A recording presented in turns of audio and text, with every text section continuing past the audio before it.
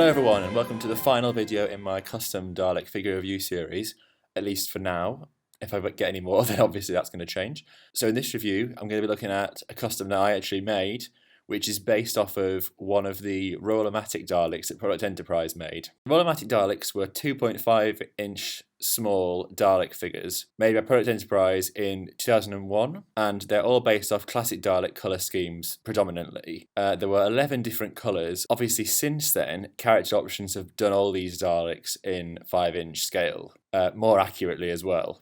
But there's just something that's so kind of 90s about the Product Enterprise Daleks, and a lot of fans, we had these as kids, we'd find them in second-hand shops, that kind of thing.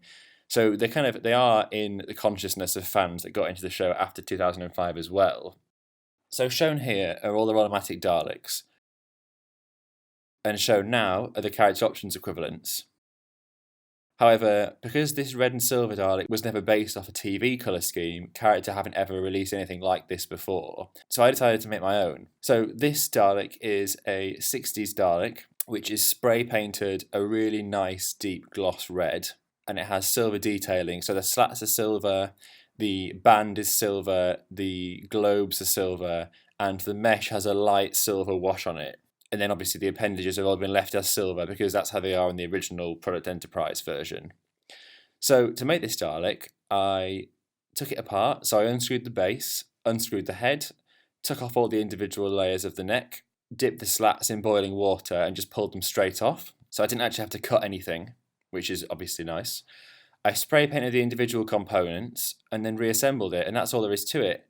It's the first time I've ever spray painted the body of a Dalek that isn't just the head dome, so I was quite nervous about doing that, and the method that I used to do it was probably quite unorthodox. Obviously I'd taken everything apart, so I spray painted the head and the neck and the chest pieces all red. The skirt I spray painted silver first, and then after having done that, I then covered the band with masking tape, and I covered the balls with blue tack, and then spray painted the whole thing red, so that when I removed the blue tack and the masking tape, those bits were still silver, but predominantly it was now red. So I don't know if that's the best way to do it. I've never customised a Dalek full body before like this, but it seems to have worked quite well, and if you look at it closely, it doesn't stand up to scrutiny, so you can see where the spray paint hasn't quite set properly. You can see where I've overlapped bits where it's quite messy, but on the whole, from afar, it looks quite nice, and that's kind of the effect I wanted to have. I wanted to be able to recreate how the Roll-O-Matics would look from afar on a shelf in 5-inch. So I'm really happy with it overall. You know, it's just a really 90s colour scheme. The fact that you can take a movie Dalek colour scheme and apply it to a TV Dalek body. I was always really fond of Product Enterprise's Red Dalek variations. This one's obviously based off the movie Dalek colour scheme, but you've also got the talking micro-action Red Dalek, which is based off of the Mutation of Time Dalek, the red and silver Dalek, and a grey Day of the Daleks drone, in addition to the Mutation of Time Dalek, are the only colour schemes that Character haven't yet made. So those three Daleks are interesting for that reason alone.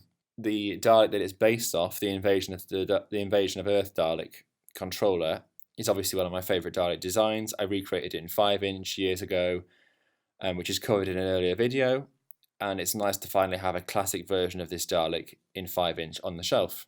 So this concludes the final episode of this series. I hope you've enjoyed the series as a whole, guys, and obviously there's the previous mini-series I did of the new series Daleks as well. One last thing. Shown here are all the custom Daleks that have been covered in this and the preceding series. This is all the custom Daleks in my collection. Perhaps in future I'll do a video about the minor variations I've got in my collection where I've amended certain figures or done minor customization jobs.